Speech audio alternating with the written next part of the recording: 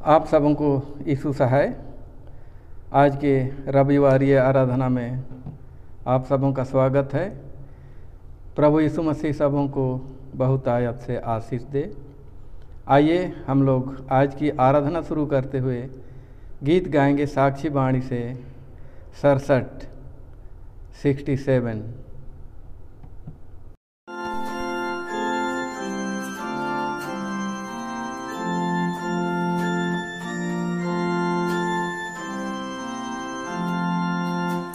ईश्वर की पर चढ़ गया है, सो मैं भी आशा करता कि उसके पीछे आऊं मैं इसे धीरज धरता। हमारा से जो स्वर्ग में तो समय पर वहाँ भी आने देगा। इस हेतु की वह स्वर्गी में प्राप्तिया उच्च अवस्था, सो मेरा मन लालसा से वहाँ की ओर तरसता कि मेरा प्रीतम जहाँ है तहाँ मन मेरा और हृदय निरंतर लगा रहता। हे प्रभु मुझे दया दे कि तेरा आशा देखूं, विश्वास की निर्मल आँखों से स्वर्गीय निरेखूं। जब आवे मेरा मरण का, तू मेरे प्राण को करे हम सुमृत्यु से हे प्रभु। परमेश्वर पिता और पुत्र और पवित्र आत्मा के नाम से आमीन। हमारी सहायता ईश्वर के नाम से है, जिसने स्वर्ग और पृथ्वी को सिरजा।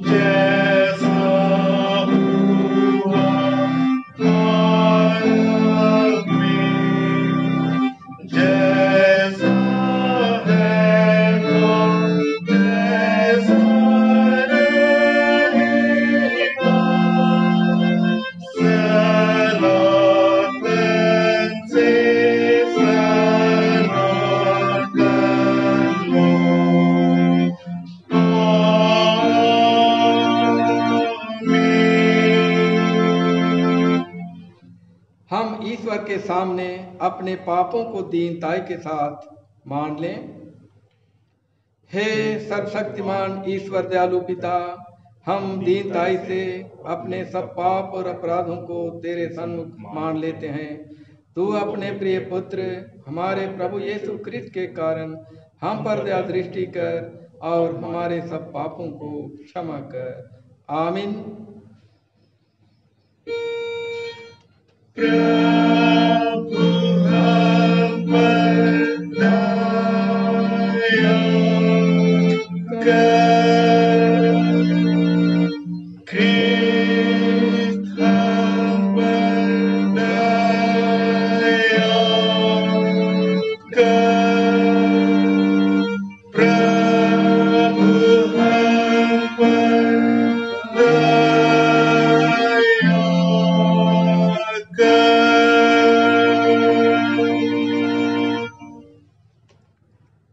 यदि कोई पाप करे तो पिता के पास हमारा एक सहायक है, अर्थात धार्मिक यीशु ख्रिस्ट, और वही हमारे पापों के लिए प्रायश्चित है, और केवल हमारे नहीं परंतु सारे जगत के पापों के लिए भी। आमीन।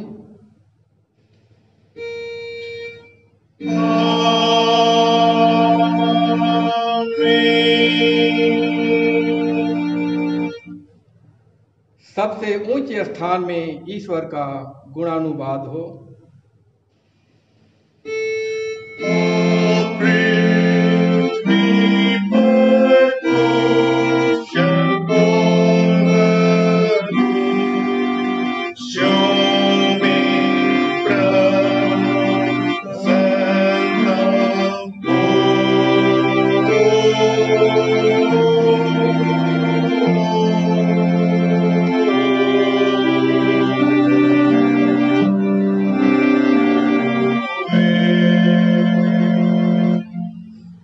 प्रभु तुम्हारे संग हो।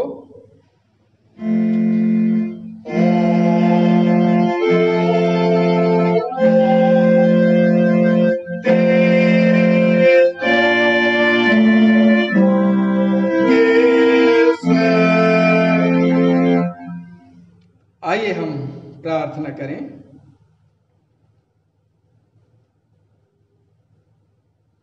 हे प्रभु यीशु सर्वशक्तिमान परमेश्वर के सच एक लौटे पुत्र, हम तेरा धन्यवाद करते हैं कि तूने अपने पवित्र आत्मा को हमारे पास भेज देने की वाचा दी है, और हम इसी तेरी प्रतिज्ञा पर आसरा करके दीनताई से तेरी विनती करते हैं कि शांतिदाता पवित्र आत्मा के द्वारा हमारी सहायता कर, कि हम तेरे निर्मल सच्चाई को बिना डर मान लें, उसके कारण आनंद से दुख भी उठाएं, तुझ में और तेरे वचन में नित्य ठहरें, और दुख और सुख में तेरे नाम की स्तुति और धन्यवाद करें, यीशु के नाम से। आमीन।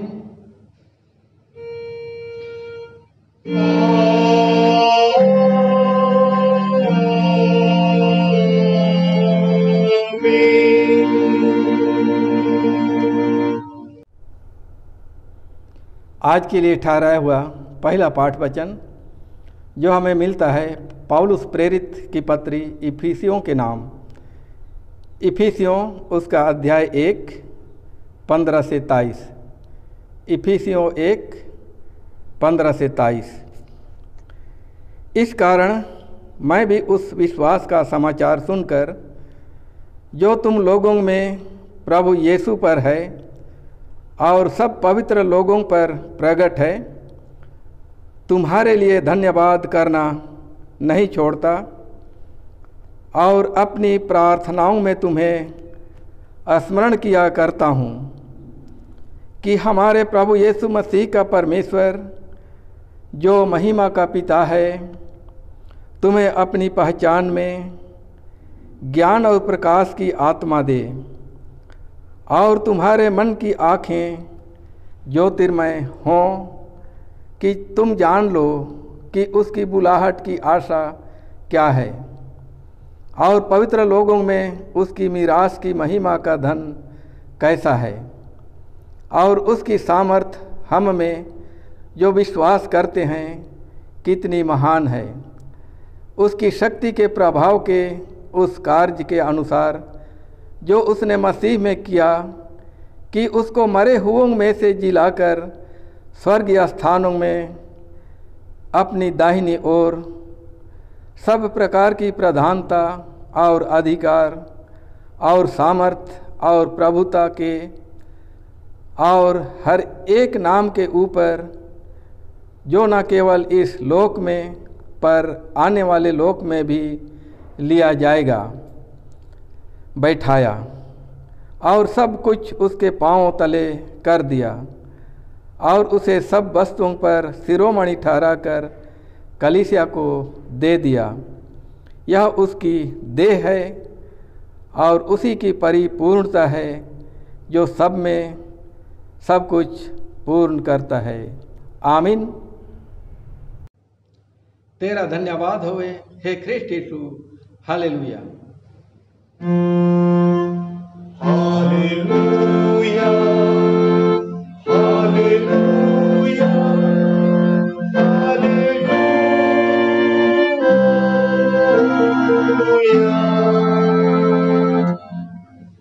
अब हम समस्त क्रिस्टियानी कलीसिया के संग अपने महापवित्र विश्वास को एक साथ मान लेकर यूं कहें, मैं विश्वास करता हूँ परमेश्वर पिता पर, जो स्वर्ग और पृथ्वी का सर्वशक्तिमान सृजनहार है, और उसके इकलौते पुत्र अपने प्रभु यीशु ख्रिस्त पर, जो पवित्र आत्मा से गर्भ में आया, कुंवारी मरियम से उत्पन्न हुआ, पांतुस पिलातुस की आज्ञा से दुख उठाया, क्रूस पर चढ़ाया गया, मार गया और गाड़ा गया, पाताल में उतरा, तीसरे दिन मृतकों में से जी उठा, स्वर्ग पर चढ़ गया और परमेश्वर सर्वशक्तिमान पिता के दाहिने हाथ बैठा है, जहाँ से वह जीवितों और मृतकों का विचार करने को फिर आएगा। मैं विश्वास करता हूँ पवित्र आत्मा पर, एक ही पवित्र क्रिस्टियानी कलीसिया, पवित्रों की संगत पर, पापों की क्षमा, देह के जी उठने और अनंत जीवन पर। आमीन।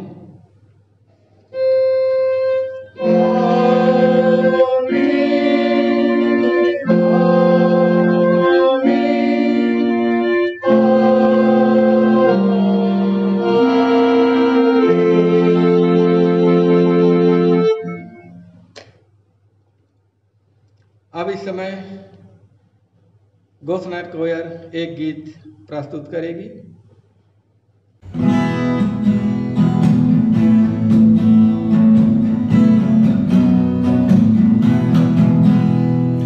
जिंदगी मेरी बदल गई जब से मसीह को पाया है, खिल गई है कलियां नहीं, यीशु बाहर लाया है। जिंदगी मेरी बदल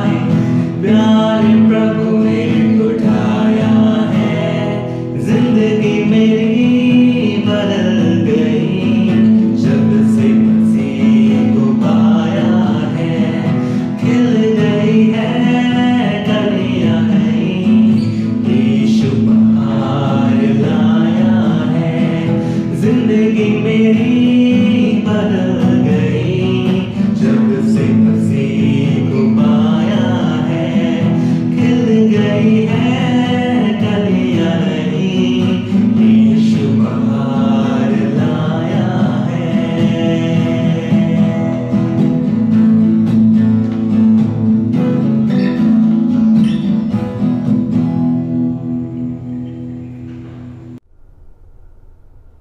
घोषणा कोयर को सुंदर गीत के लिए बहुत बहुत धन्यवाद।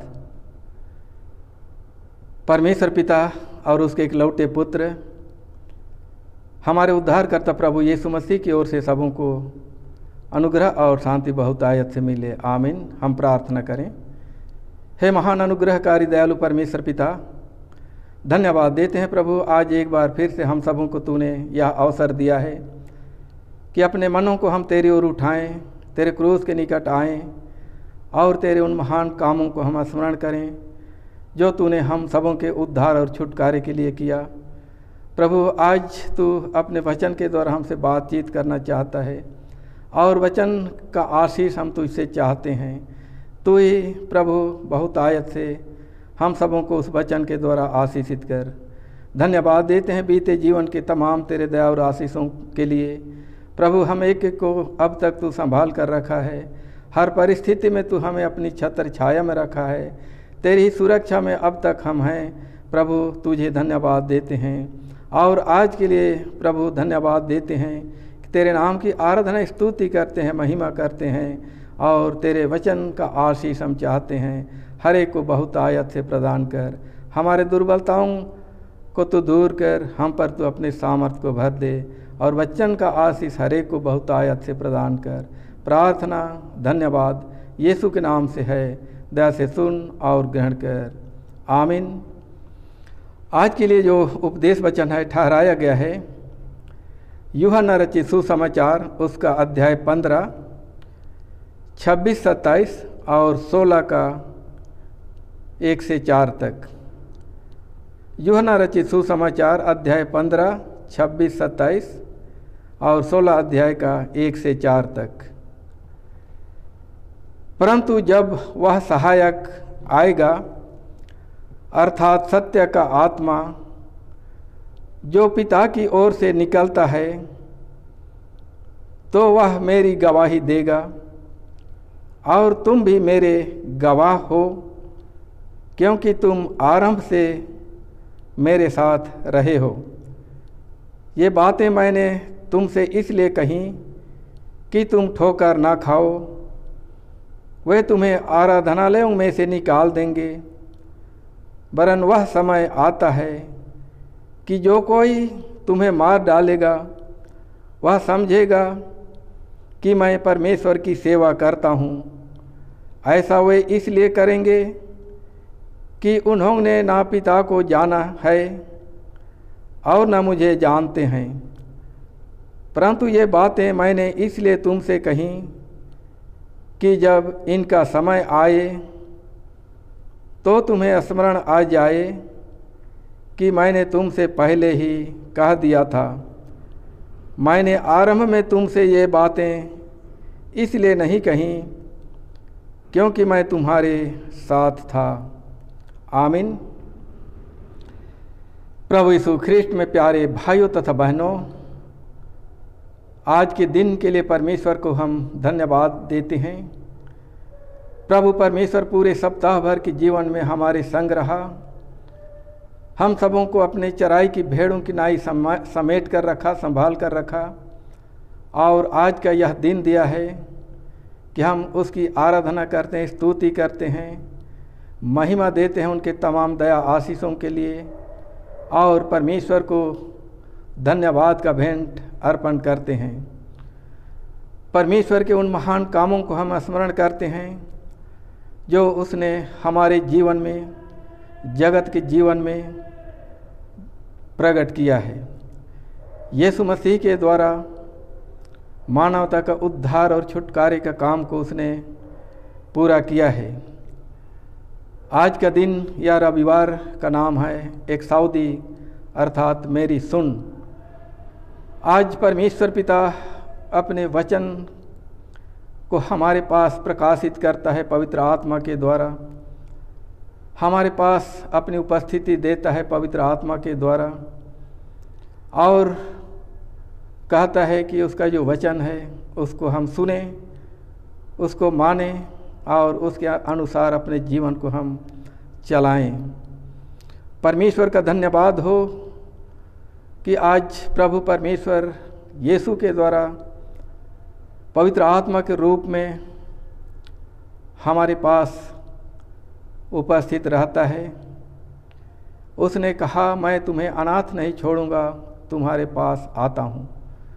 जब तक प्रभु यीशु मसीह शरीर के रूप में थे तब तक वे सीमित क्षेत्रों में थे, लेकिन जब उसने अपने प्रतिज्ञा को चेलों के जीवन में प्रकट किया, अर्थात पवित्र आत्मा जिसका भेजने का उसने प्रतिज्ञा किया है, और उसकी सामर्थ्य के द्वारा चेले प्रभु यीशु मसीह के सुसमाचार को लेकर जगत के कोने कोने तक, जगत के छोर तक पहुंचते हैं।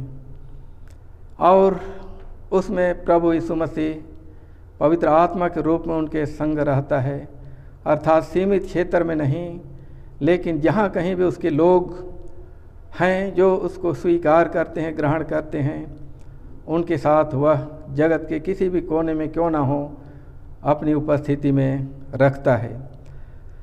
आज के वचन में हम लोग देखते हैं कि प्रभु यीशु मसीह अपनी प्रतिज्ञा को यहाँ पर फिर से दोहराता है।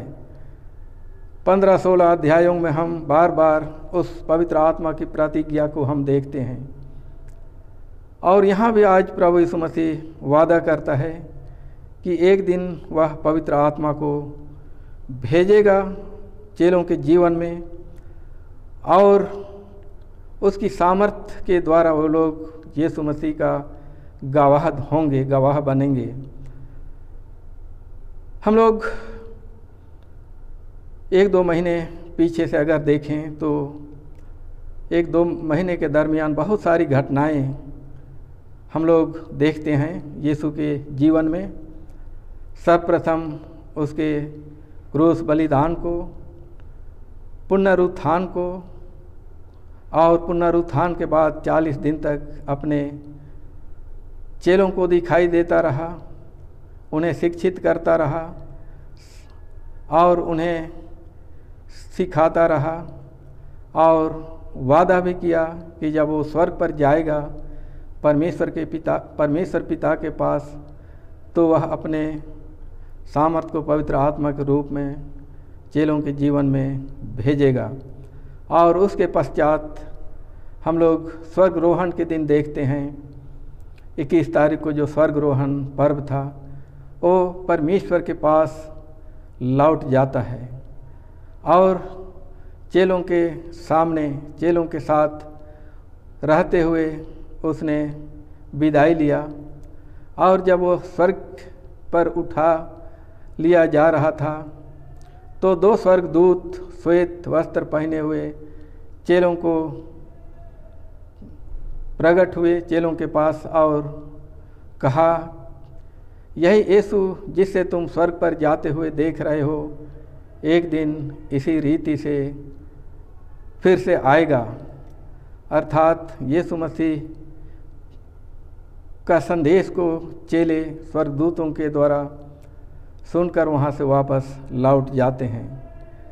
और आज के वचन में हम देख रहे हैं, यहाँ पर हम लोग 26-27 को देखेंगे तो वहाँ प्रभु यीशु मसीह के पवित्र आत्मा के विषय में हम लोग पाते हैं।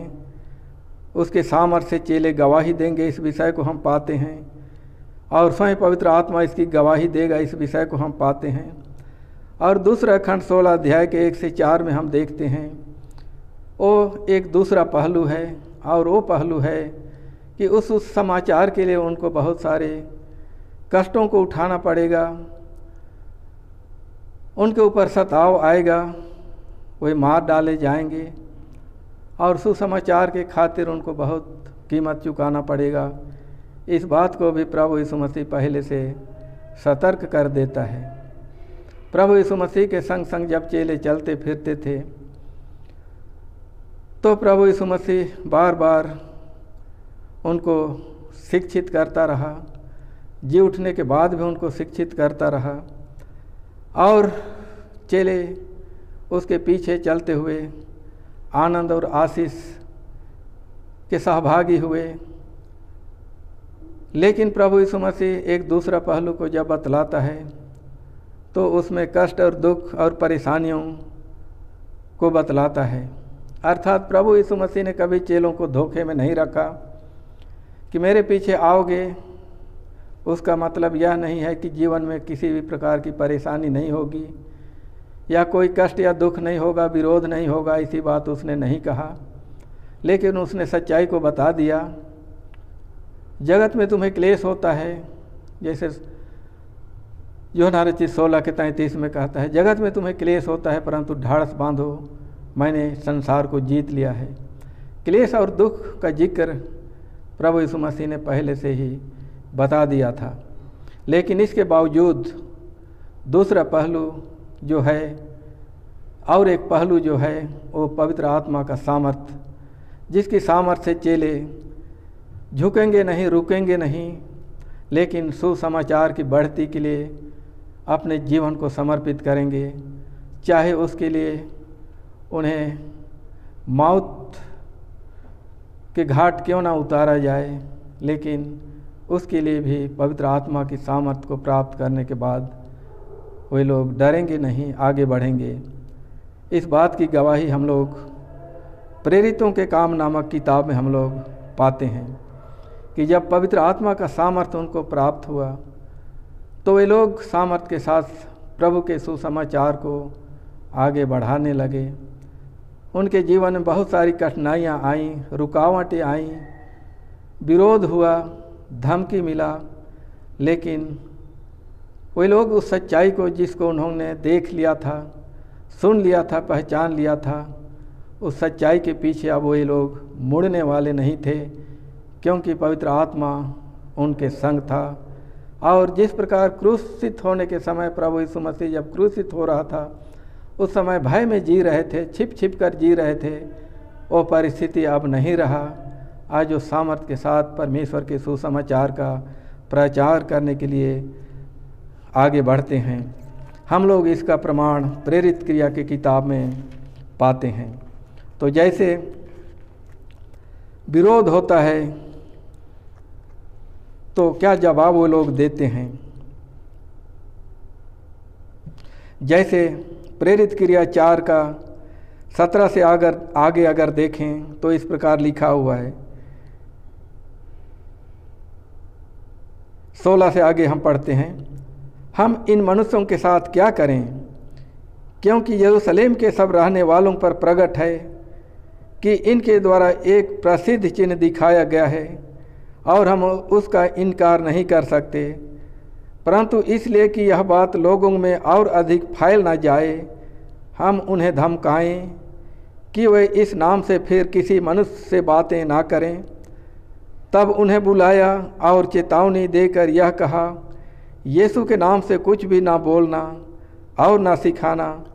परंतु पतरस और यूहन्ना ने उनको उत्तर दिया, तुम ही न्याय करो, क्या यह परमेश्वर के निकट भला है कि हम परमेश्वर की बात से बढ़कर तुम्हारी बात माने, क्योंकि यह तो हमसे हो नहीं सकता कि हमने जो देखा और सुना है वह ना कहें।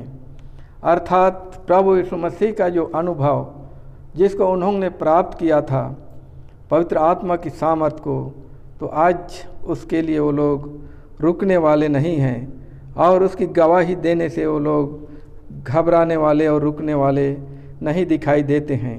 और जिस सच्चाई को उन्होंने देखा सुना उसको बताने से वे नहीं रुके।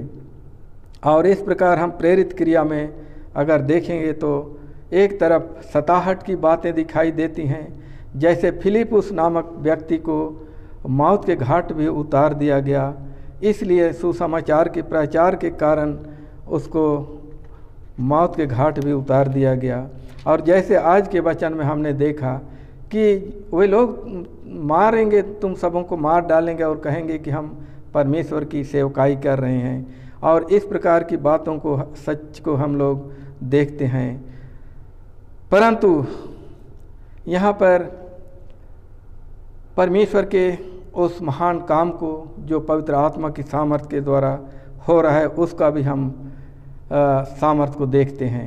जैसे एक व्यवस्थापक जो कि गमलीएल नाम का व्यक्ति था, 5वां अध्याय प्रेरित क्रिया में पाते हैं। वो 38 में कहता है, 5 अध्याय का 38 में, इसलिए अब मैं तुमसे कहता हूँ इन मनुष्यों से दूर ही रहो और इनसे कुछ काम न रखो, क्योंकि यदि यह धर्म या काम मनुष्यों की ओर से हो तब तो मिट जाएगा, परंतु यदि परमेश्वर की ओर से है तो तुम उन्हें कदापि मिटा ना सकोगे। कहीं ऐसा ना हो कि तुम परमेश्वर से भी लड़ने वाले ठहरो। तो वहाँ पर एक व्यवस्थापक जो कि प्रभु यीशु मसीह का विश्वासी ना भी हो, लेकिन उसने भी अंगीकार किया, स्वीकार किया कि यह काम जो हो रहा है सुसमाचार प्रचार का काम, यदि मनुष्य की ओर से है तब तो अपने आप मिट जाएगा। 2 उदाहरण वहाँ पर उन्होंने दिया, थियुदास और यहूदा गलीली नामक 2 व्यक्तियों का उदाहरण दिया। अगर 33 से आगे हम पढ़ेंगे तो इस बात को हम लोग पाएंगे। तो इस प्रकार यहाँ पर वो व्यक्ति भी स्वीकार कर रहा है किसी न किसी रूप में कि यदि यह काम मनुष्य की ओर से है तब तो मिट जाएगा, परंतु परमेश्वर की ओर से है तब तो तुम किसी भी रीति से उसे मिटा नहीं सकोगे।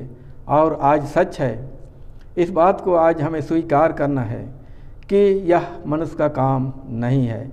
अगर मनुष्य का काम होता तो उस वचन के अनुसार उन्हीं दिनों रुक जाता,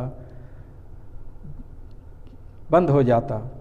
लेकिन आज देख रहे हैं कि वह सुसमाचार, आज प्रभु का वह सुसमाचार आज जगत के कोने कोने तक फैल रहा है। हम लोग प्रेरित क्रिया में उसी प्रचार के कामों को देखते हैं, फैलने के कामों को देखते हैं, पवित्र आत्मा के कामों को देखते हैं, और साथ ही साथ प्रभु के उस वचन के अनुसार रुकावटों को देखते हैं, सताहटों को देखते हैं। और इसके बावजूद दिनों दिन प्रभु यीशु मसीह का सुसमाचार का बढ़ती होता है। लोग जो सुनते हैं पवित्र आत्मा के द्वारा उनका मन और हृदय छिद जाता है और वो लोग प्रभु यीशु मसीह पर विश्वास लाते हैं। आज भी यह काम जारी है। प्रभु यीशु मसीह अपने पवित्र आत्मा के द्वारा आज भी उस काम को जारी रखता है, और यह काम मनुष्य का नहीं है, यह काम पवित्र आत्मा का है।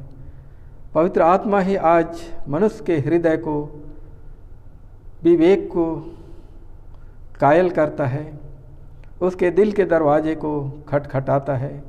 यदि कोई उसकी आवाज़ को सुनता है तो उसके मन और हृदय में उसका कब्जा होता है, उसका डेरा होता है और उसका नियंत्रण होता है, और उसके द्वारा उसका जीवन संचालन होता है। और पवित्र आत्मा का सामर्थ्य ही के द्वारा आज हमारे पास प्रभु का यह वचन उपलब्ध है, प्रभु का सामर्थ्य उपलब्ध है। हम लोग देखते हैं प्रभु का वो वचन सच है कि अपने चेलों को, जिनको उन्होंने बुलाया, अपनी सेवा का जिम्मेवारी दिया, उनके जीवन में कठिनाइयाँ आईं, सताहटें आईं, लेकिन वे लोग रुकने वाले नहीं थे। आज भी जो प्रभु के सेवक लोग काम करते हैं, हो सकता है उनके जीवन में भी विभिन्न प्रकार की परेशानियाँ, विपत्तियाँ, रुकावटें आती हैं, और इनको हम बहुत सारे सेवकों के जीवन में देखने पाते हैं, देख सकते हैं। लेकिन प्रभु यीशु मसीह अपने काम को के लिए जिसको चुनता है उसके जीवन में विभिन्न प्रकार की परिस्थितियों को लाता है, और उन परिस्थितियों के द्वारा वो उस व्यक्ति को मजबूत करता है, सशक्त करता है, अनुभव देता है दुख और परेशानियाँ और विरोध और सताहट के द्वारा, और उसके द्वारा वह व्यक्ति मजबूत होता है। और इसीलिए यशायाह नबी का किताब 48 उसका 10 में हम लोग पाते हैं, जिसमें वो कहता है कि दुख की भट्ठी में परख कर मैंने तुम्हें चुन लिया है। तो प्रभु अपने सेवकों को, अपने दासों को दुख की भट्ठी से भी होकर लेकर चलता है और उसके द्वारा उनको मजबूत करता है। जैसे चेलों के जीवन में भी इन बातों को हम लोग देखते हैं। तो आज हमारे पास सुसमाचार है, प्रभु का सुसमाचार है, उस पर हम सबों को चलना है, उसको हमको एक दूसरे को बतलाना है और उसके लिए पवित्र आत्मा की सहायता और अगुवाई मांगना है। अद्भुत काम है पवित्र आत्मा का। प्रेरित क्रिया में हम लोग देखते हैं पौलुस के जीवन में वो एक विरोधी था, यीशु मसीह के लोगों को सताने वाला व्यक्ति था। वह खुद अंगीकार करता है, स्वीकार करता है, पत्रियों में उसकी बात को हम लोग पाते हैं, जिसमें वो कहता है कि मैं कलीसिया का सताने वाला था। लेकिन उसके जीवन में भी प्रभु यीशु मसीह ने काम किया, अपने पवित्र आत्मा की सामर्थ्य के द्वारा उसके जीवन को बदल डाला। हम लोग प्रेरित क्रिया 9 अध्याय में पाएंगे उसके हृदय परिवर्तन की बात को। प्रेरित क्रिया 22 अध्याय में पाएंगे और 26 अध्याय में भी हम लोग उसके हृदय परिवर्तन के विषय में पाएंगे। तो ये पवित्र आत्मा का काम है। 26 में कहा गया है उसी हृदय परिवर्तन की बात में कि पैने पर लात मारना तेरे लिए उचित नहीं है। अर्थात वहाँ पर उस वचन को हम लोग अगर गौर करेंगे, पैने अर्थात तीखा चीज़, जो कि हम कुछ भी तीखा चीज़ को हम कह सकते हैं, तलवार हो, चक्कू हो या कुल्हाड़ा हो, उस पर कहा गया है कि पैने पर लात मारना तेरे लिए उचित नहीं है। तो इसका मतलब यीशु मसीह का सुसमाचार, परमेश्वर का वचन जो दूधारी तलवार से भी अधिक चोखा है कहा गया है, उसको लात मारना या उसके लोगों को सताना ये तेरे लिए अच्छा नहीं है, क्योंकि उसके द्वारा उस पैने चीज़ का कोई नुकसान नहीं होगा, लेकिन तुम्हारा ही नुकसान होगा। इस बात को उस वचन के द्वारा बतलाया गया है कि अगर उस पैने चीज़ पर कोई लात मारता है तो उसके द्वारा उसी का हानि होगा और उस पैने चीज़ का कुछ भी नुकसान नहीं होगा। तो आज प्रभु यीशु मसीह का वचन जो कि दूधारी तलवार से भी अधिक चोखा है, उस पर हमें लात मारना नहीं है जैसे उस वचन में कहा गया है।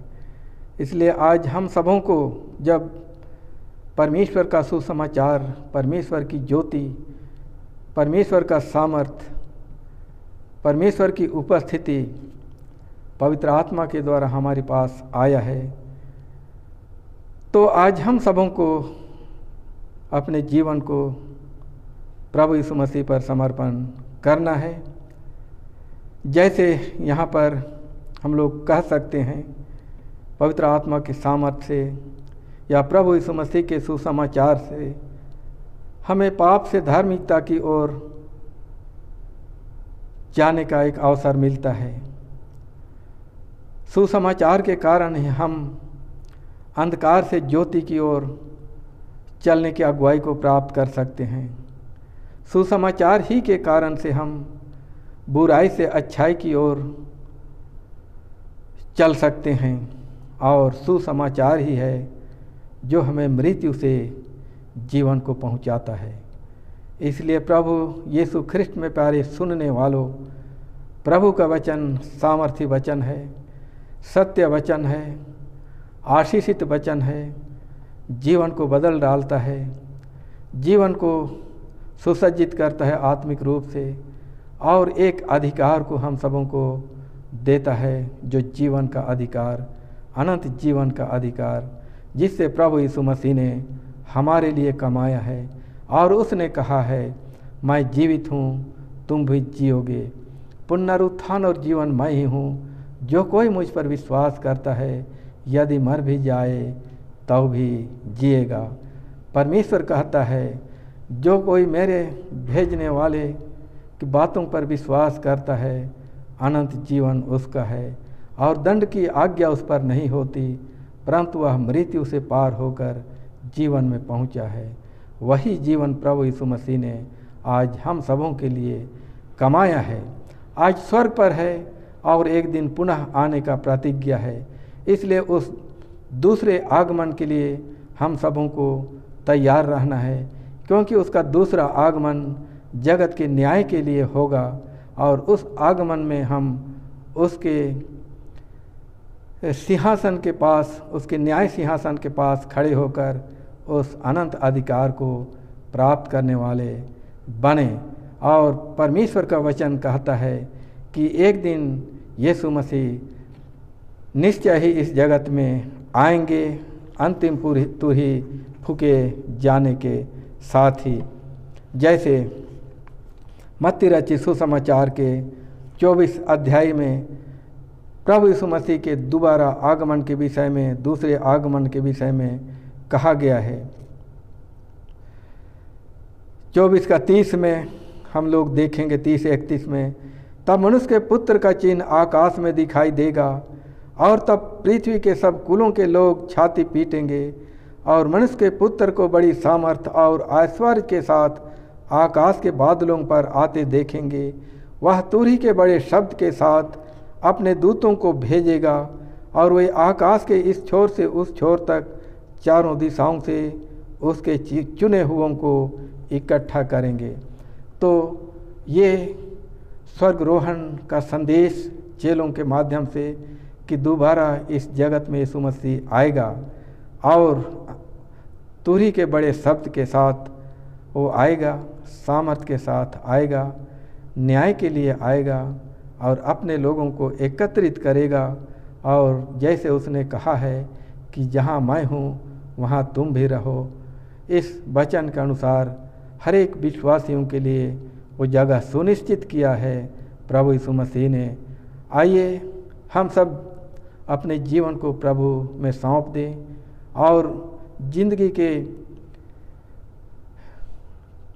हर पड़ाव में जो मुसीबत, संकट, विपत्ति, जो परीक्षा के रूप में हमारे जीवन में आती हैं, यीशु के सामर्थी नाम से, पवित्र आत्मा की सहायता से हम उस पर जयवंत हो सकें, क्योंकि यीशु मसीह ने कहा है कि मैंने संसार को जीत लिया है, और जो उसके लोग हैं उसको भी वो जीत सुनिश्चित है, और उस स्वर्गीय आशीष और आनंद और अधिकार को हम प्राप्त कर सकेंगे।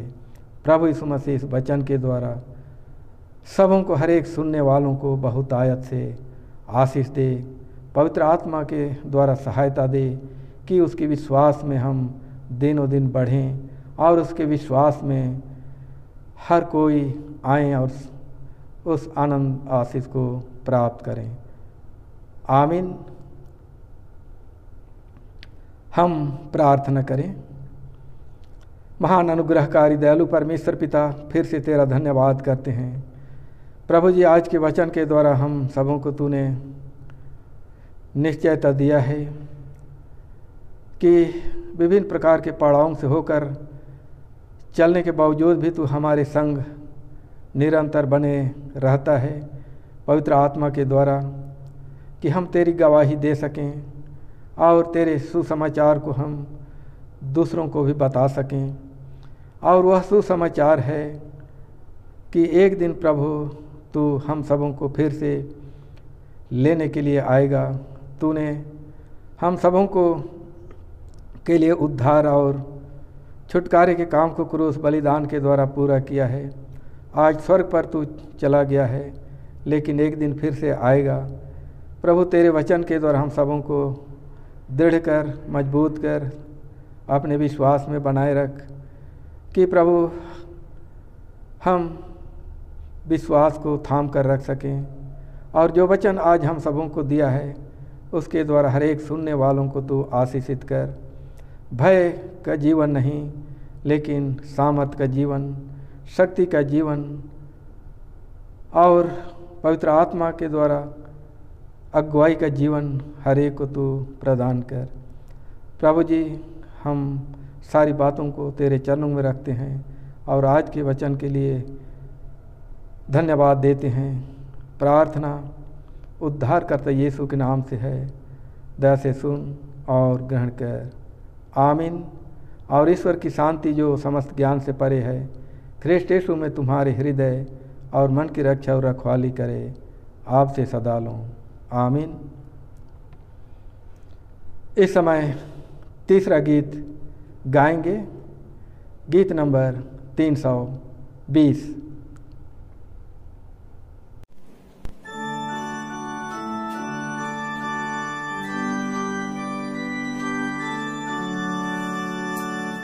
यीशु मुझसे करता प्यार, बाइबल में है समाचार। मैं हूँ निर्बलवान बलवान, बच्चों पर है दयावान। प्यार करता मुझसे, प्यार करता मुझसे, प्यार करता मुझसे, है सत्य समाचार। यीशु मुझसे करता प्यार, मर के खोला स्वर्ग का द्वार। मेरे पापों से मिटा, मुझे ग्रहण करेगा। प्यार करता मुझसे, प्यार करता मुझसे, प्यार करता मुझसे, है सत्य समाचार।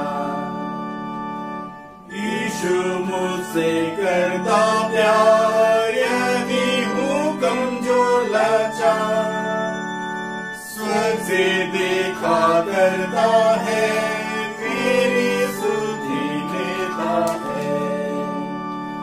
प्यार करता मुझसे, प्यार करता मुझसे, प्यार करता मुझसे, है सत्य समाचार। यीशु मुझसे करता प्यार, संग रहेगा इस संसार। जो मैं उसके रखूँगा, स्वर्ग में लेगा अपने पास। प्यार करता मुझसे, प्यार करता मुझसे, प्यार करता मुझसे, है सत्य समाचार।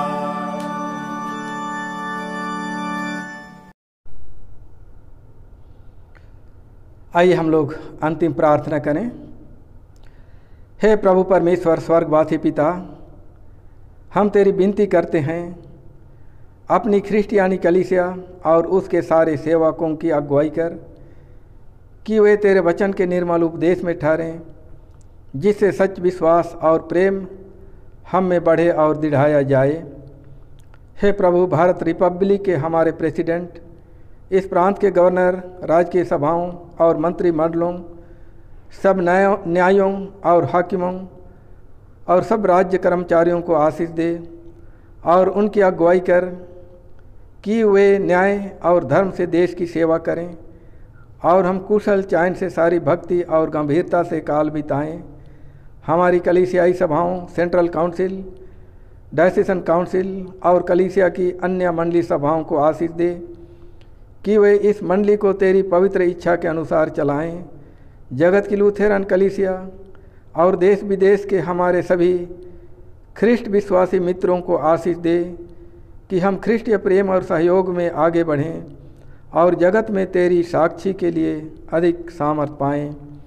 हमारी कलीसिया के सब कामों पर आशीष दे, लड़के लड़कियों की शिक्षा पर आशीष दे कि हम तेरे भय, प्रेम और भरोसा में बढ़ते जाएं। कलीसिया के विद्यालयों, शिक्षण, प्रशिक्षण, महाविद्यालयों और अन्य संस्थाओं को संभाल और उनको बढ़ती दे और उनके द्वारा कलीसिया के लिए आत्मिक और लौकिक आशीष दे।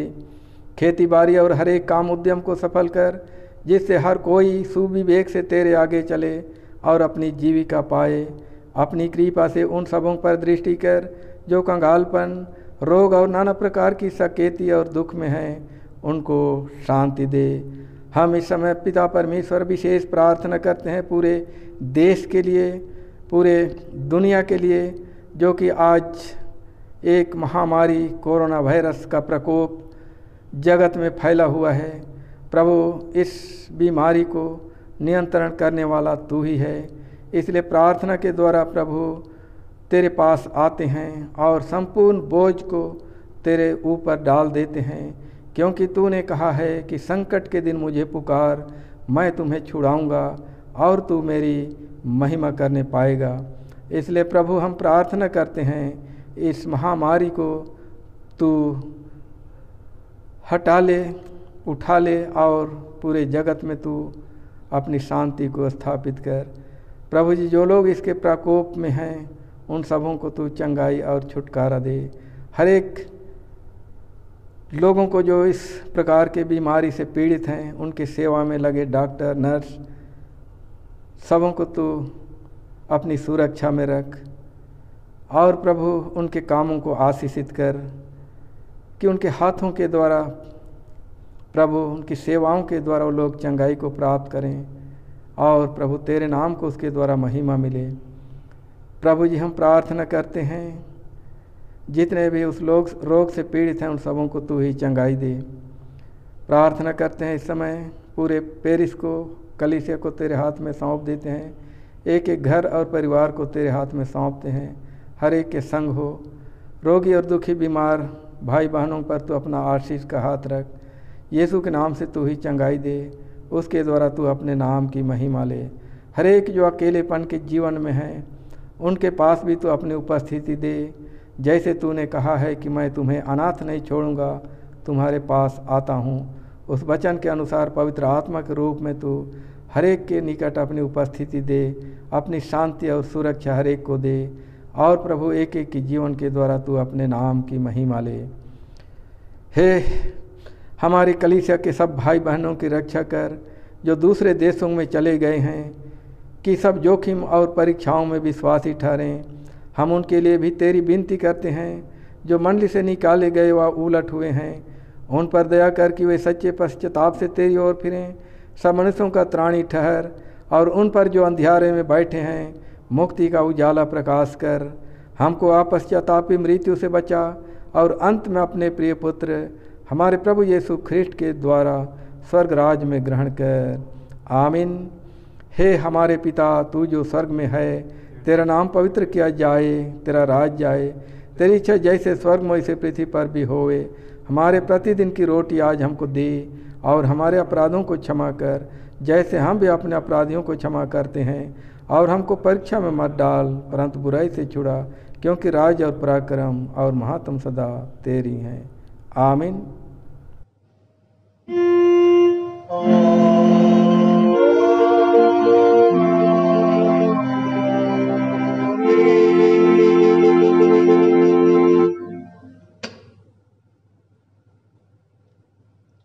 अब परमेश्वर का आशीर्वाद विश्वासी और दीनहीन मन से ग्रहण कर। परमेश्वर तुझे आशीष देवे और तेरी रक्षा करे। परमेश्वर अपना मुंह का प्रकाश तुझ पर चमकाए और तुझ पर अनुग्रह करे। परमेश्वर अपना मुंह का प्रकाश तुझ पर चमकाए और तुझे कुशल देवे। आमीन।